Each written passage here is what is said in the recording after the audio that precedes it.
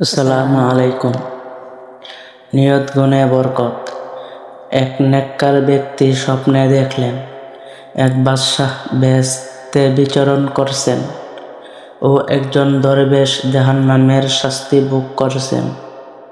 নেককার ব্যক্তি জিজ্ঞেস করলেন, এ পরিণতির কারণ কি? বাদশাহ এ মর্তবা কোথায় পেলেন এবং দরবেশ কি কারণে শাস্তি ভোগ করছে? সাধারণ লোক এ বিপরীত ধারণা পোষণ করে গায়েব থেকে উত্তর আসলো, এ বাদশাহ দরবেশ হওয়ার নিয়তে বাদশাহী করেছেন, এজন্য বেহেশত পেয়েছেন, এবং দরবেশ বাদশাহের নৈকট্য হাসিল করার জন্য দরবেশী করেছেন, সেই জন্য দোজখের আযাব ভোগ করছে।